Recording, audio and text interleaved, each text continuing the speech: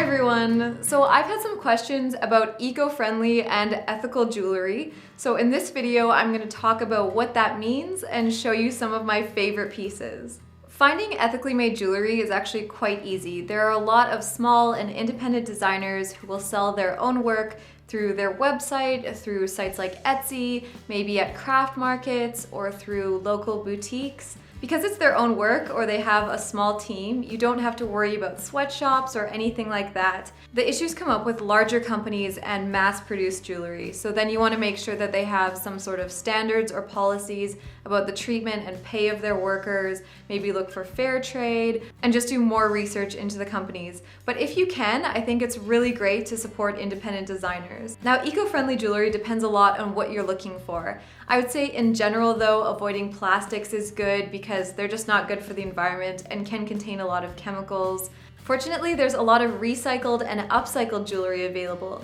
So this might involve taking existing metals and jewelry, melting them down and remaking them, or taking existing jewelry and items and just redesigning them into new pieces. When buying new jewelry, it's also good to be aware of the chemicals that were used, both for health and environmental reasons. More eco-friendly jewelry, I've noticed, will often say that it doesn't contain harmful chemicals. My favorite piece of jewelry is this necklace, and if you've been watching my videos, you've probably noticed that I wear it almost all the time.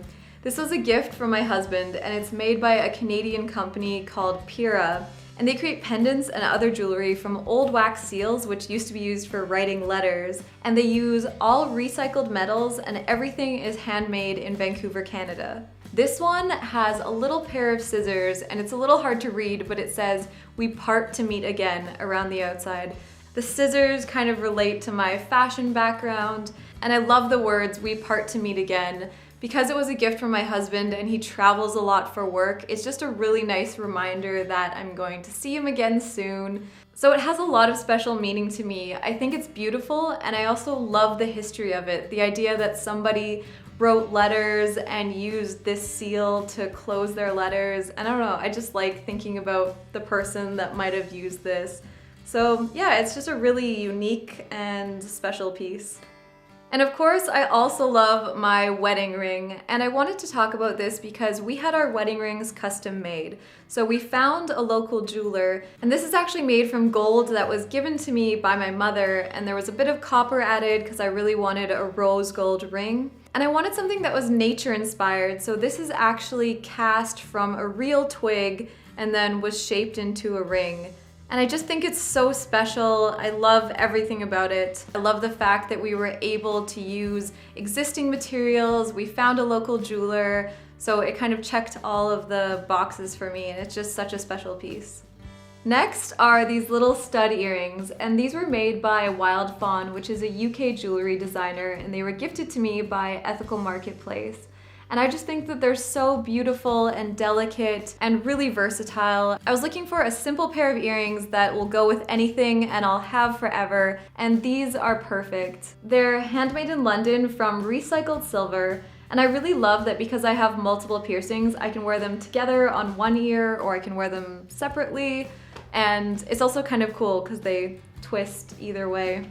I have another necklace, and this was actually a gift that I got this recent Christmas. And this is made by Bang Bang Bijou, which is another Canadian company. She's based out of Edmonton, Alberta, and all of the jewelry is made from vintage, reclaimed, and recycled objects that she finds. And something else that's really great about buying from independent jewelry designers is you get really special pieces that you wouldn't find anywhere else. Finally, there's this bracelet, and this is from People Tree. And unlike the other jewelry I talked about, People Tree works with artisan groups and women's cooperatives to make fair trade jewelry. It's made from brass and quartz, and like most of my jewelry, it's a nice, simple, and really versatile piece.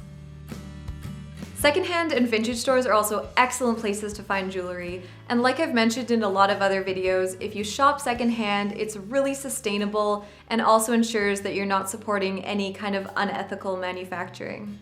And I also wanted to quickly mention that you can also make your own jewelry, either upcycling pieces that you already own, maybe taking something, putting it on a new chain, adding a new pendant, all kinds of stuff.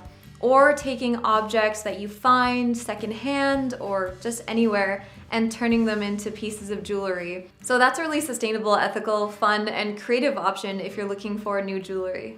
And sometimes people have heirloom pieces of jewelry that were maybe passed down through your family, or they were a special gift, and it's something that you maybe want to keep but don't necessarily wear. There are people that will redesign jewelry for you, so you can take the existing piece and they'll create it into something new, which I think is a really good option if you want to hold on to those special sentimental pieces, but then you can make it into something that you'll actually use. So I really hope you enjoyed this video. I'd love to hear in the comments what your favorite piece of jewelry is, or if you have any tips for buying ethically made and sustainable jewelry. If you're not yet subscribed, it would be great if you could hit that subscribe button. Thank you so much for watching, and I'll see you in the next one.